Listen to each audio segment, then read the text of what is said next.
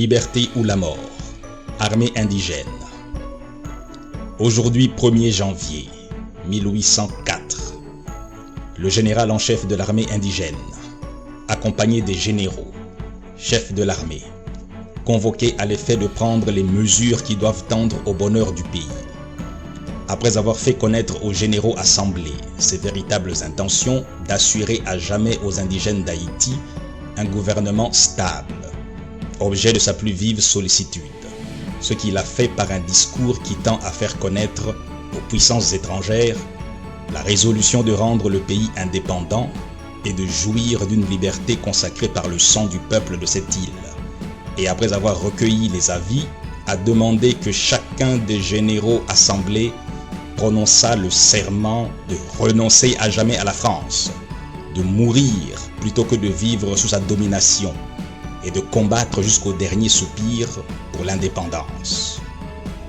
Les généraux, pénétrés de ces principes sacrés, après avoir donné d'une voix unanime leur adhésion au projet bien manifesté d'indépendance, ont tous juré à la postérité, à l'univers entier, de renoncer à jamais à la France et de mourir plutôt que de vivre sous sa domination. Fait au Gonaïves ce 1er janvier 1804 et le premier jour de l'indépendance d'Haïti. Signé Dessalines, général en chef. Christophe Pétillon, Clairvaux, Geffrard, Vernet, Gabard, généraux de division. Romain, Gérin, Capois, Daude, Jean-Louis François, Féroux, Canglier, Bazelet, Magloire Ambroise, Jean-Jacques Ernest, Toussaint Brave, Yaïou, généraux de brigade. Bonnet, Papalier, Morely, Chevalier, Marion, adjudants généraux. Magny, Roux, chef de brigade.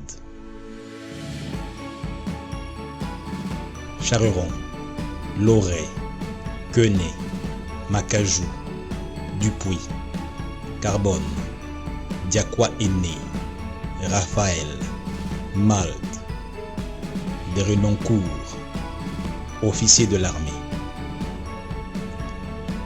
et Boiron-Tonnerre, secrétaire. Le général en chef au peuple d'Haïti. Citoyens, ce n'est pas assez d'avoir expulsé de votre pays les barbares qui l'ont ensanglanté depuis 2 siècles. Ce n'est pas assez d'avoir mis un frein aux factions toujours renaissantes qui se jouaient tour à tour du fantôme de liberté que la France exposait à vos yeux. Il faut par un dernier acte d'autorité nationale assurer à jamais l'empire de la liberté dans le pays qui nous a vus naître. Il faut ravir au gouvernement inhumain qui tient depuis longtemps nos esprits dans la torpeur la plus humiliante tout espoir de nous réasservir. Il faut enfin vivre indépendant ou mourir. Indépendance ou la mort. Que ces mots sacrés nous rallient et qu'ils soient le signal des combats et de notre réunion. Citoyens, mes compatriotes, j'ai rassemblé dans ce jour solennel ces militaires courageux qui, à la veille de recueillir les derniers soupirs de la liberté, ont prodigué leur sang pour la sauver. Ces généraux qui ont guidé vos efforts contre la tyrannie n'ont point encore assez fait pour votre bonheur. Le nom français, lugubre encore dans nos contrées. Tout y retrace le souvenir des cruautés de ce peuple barbare. Nos lois, nos mœurs, nos villes, tout encore porte l'empreinte française. Que dis-je? Il existe des Français dans notre île. Et vous vous croyez libre et indépendant de cette république qui a combattu toutes les nations, il est vrai, mais qui n'a jamais vaincu celles qui ont voulu être libres. Et quoi? victimes pendant 14 ans de notre crédulité et de notre indulgence, vaincus non pas par des armées françaises, mais par la pipeuse éloquence des proclamations de leurs agents. Quand nous lasserons-nous de respirer le même air qu'eux? Qu'avons-nous de commun avec ce peuple bourreau? Sa cruauté comparée à notre patiente modération, sa couleur à la nôtre, l'étendue des mers qui nous séparent, notre climat vengeur nous disent assez qu'ils ne sont pas nos frères, qu'ils ne le deviendront jamais, et que s'ils trouvent un asile parmi nous, ils seront encore les machinateurs de nos troubles et de nos divisions. Citoyens indigènes, hommes, femmes, filles et enfants, portez vos regards sur toutes les parties de cette île. Cherchez-y, vous, vos épouses, vous, vos maris, vous, vos frères, vous, vos sœurs. Que dis-je? Cherchez-y vos enfants à la mamelle. Que sont-ils devenus? Je frémis de le dire. La proie de ces vautours. Au lieu de ces victimes intéressantes, votre œil consterné n'aperçoit que leur assassin, que les tigres dégoûtant encore de leur sang, et dont l'affreuse présence vous reproche votre insensibilité et votre coupable lenteur à les venger. Qu'attendez-vous pour apaiser leur mal? Songez que vous avez voulu que vos restes reposassent auprès de ceux de vos pères, quand vous avez chassé la tyrannie. Descendrez-vous dans leurs tombes sans les avoir vengés? Non, leurs ossements repousseraient les vôtres.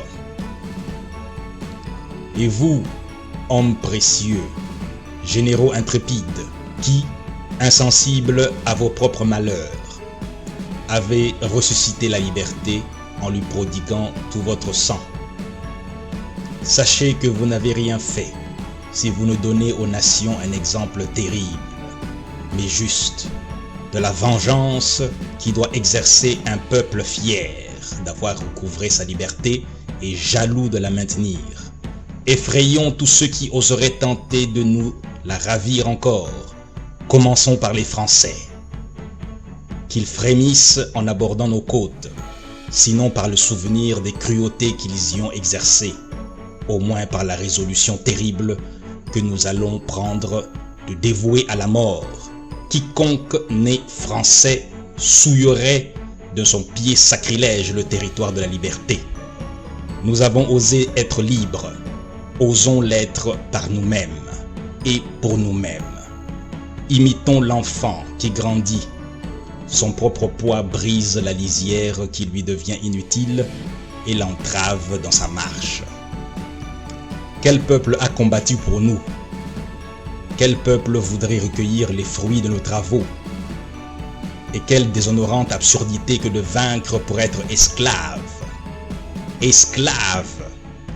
Laissons aux Français cette épithète qualificative. Ils ont vaincu pour cesser d'être libres. Marchons sur d'autres traces, imitons ces peuples qui, portant leur sollicitude jusque sur l'avenir et appréhendant de laisser à la postérité l'exemple de la lâcheté, ont préféré être exterminés que rayés du nombre des peuples libres. Gardons-nous cependant que l'esprit de prosélytisme ne détruise notre ouvrage. Laissons en paix respirer nos voisins, qu'ils vivent paisiblement sous l'égide des lois qui se sont faites, et n'allons pas, bout de feu révolutionnaire, nous érigeant en législateurs des Antilles, faire consister notre gloire à troubler le repos des îles qui nous avoisinent. Elles n'ont point, comme celles que nous habitons, été arrosées du sang innocent de leurs habitants. Ils n'ont point de vengeance à exercer contre l'autorité qui les protège. Heureuses de n'avoir jamais connu les fléaux qui nous ont détruits, elles ne peuvent que faire des vœux pour notre prospérité. Paix à nos voisins, mais anathème au nom français. Haine éternelle à la France, voilà notre cri. Indigènes d'Haïti, mon heureuse destinée me réservait à être un jour la sentinelle qui dut veiller à la garde de l'idole à laquelle vous sacrifiez. J'ai veillé, combattu, quelquefois seul. Et si j'étais assez heureux que de remettre en vos mains le dépôt sacré que vous m'avez confié, songez que c'est à vous maintenant à le conserver. En combattant pour votre liberté, j'ai travaillé à mon propre bonheur. Avant de la consolider par des lois qui assurent votre libre individualité, vos chefs que j'assemble ici et moi-même, nous vous devons la dernière preuve de notre dévouement. Généraux, et vous chefs réunis ici près de moi pour le bonheur de notre pays, le jour est arrivé, ce jour qui doit éterniser notre gloire, notre indépendance. S'il pouvait exister parmi nous un cœur tiède, qu'il s'éloigne et tremble de prononcer le serment qui doit nous unir. Jurons à l'univers entier, à la postérité, à nous-mêmes, de renoncer à jamais à la France et de mourir plutôt que de vivre sous sa domination, de combattre jusqu'au dernier soupir pour l'indépendance de notre pays.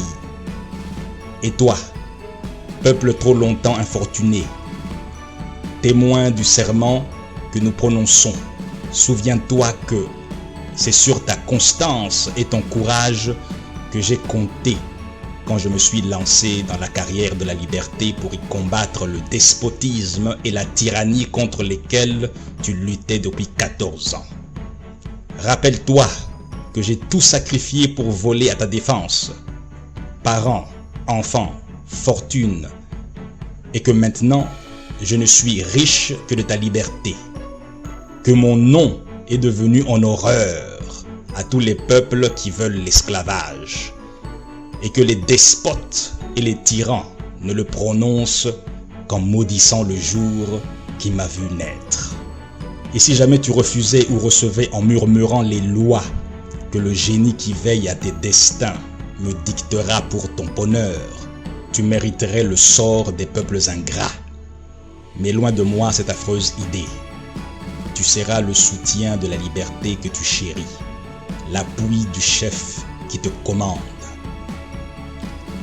Prête donc entre ses mains le serment de vivre libre et indépendant et de préférer la mort à tous ceux qui tendraient à te remettre sous le joug. Jure enfin de poursuivre à jamais les traîtres et les ennemis de ton indépendance. Fait au quartier général des Gonaïves le 1er janvier 1804, l'an premier de l'indépendance. Signé Jean-Jacques Dessalines.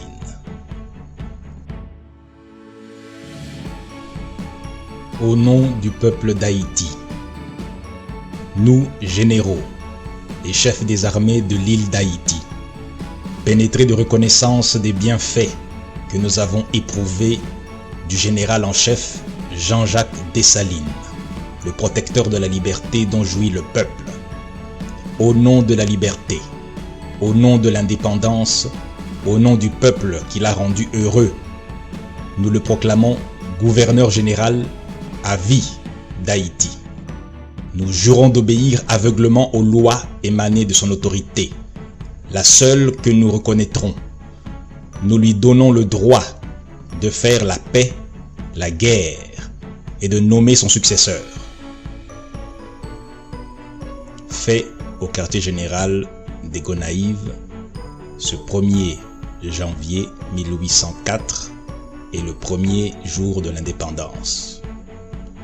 Signé Gabard, Romain, Ernée, Capois, Christophe, Geffrard, Guérin, Vernet, Pétillon, Clairvaux, Jean-Louis François, Cangé, Férou, Yaïou, Toussaint Brave, Magloire Ambroise, Louis Bazelet.